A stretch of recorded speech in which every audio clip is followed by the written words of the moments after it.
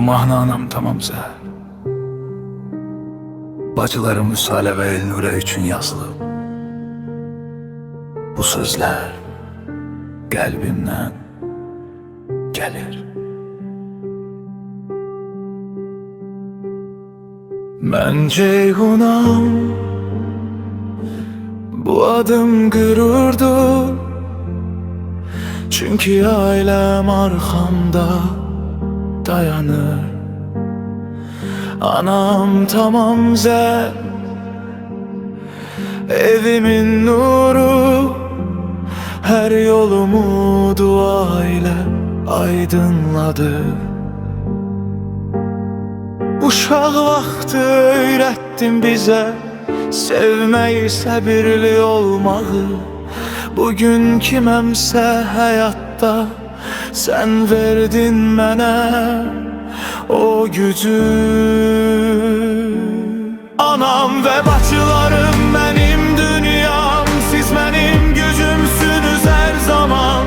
Vüsal Elnure bilin ki qardaşınız yanınızdadır hər an. Nə baş verərsə bu həyatda mən sizi tək qoymaram. Çünkü siz mənim ailəmsiniz, sizi ürəkdən qoruyaram.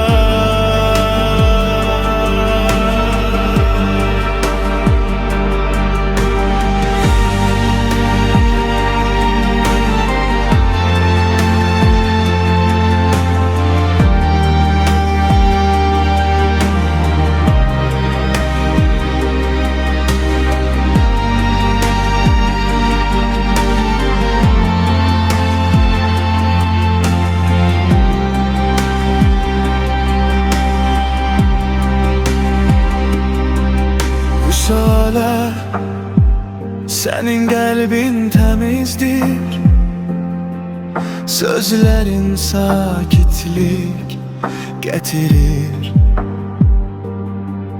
Elnure, bakışlarında güç var, sessizce her şeyi değiştirir.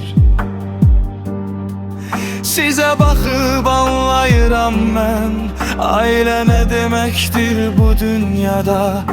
Əgər yolunuz qaranlıq olsa, mən işıq olaram arkada.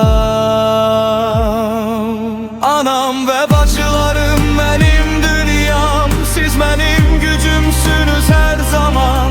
Vüsal Elnure bilin ki qardaşınız yanınızdadır hər an. Nə baş verərsə bu həyatda mən sizi tək qoymaram.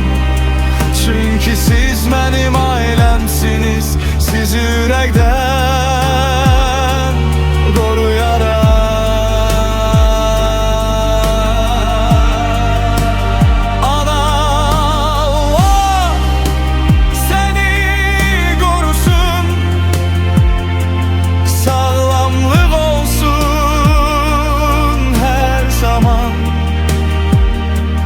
Bacılarım bilin ki kardeşiniz var arka kalkan.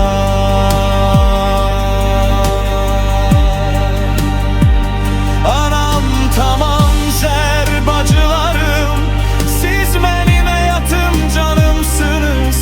Vüsala Elnure adlarınız kalbimde yazılan andımsınız. Ne kadar yol gitseydi ireli aile kalacak yanımda. Ben Ceyhunam sizin kardeşiniz, həmişə və hər zaman.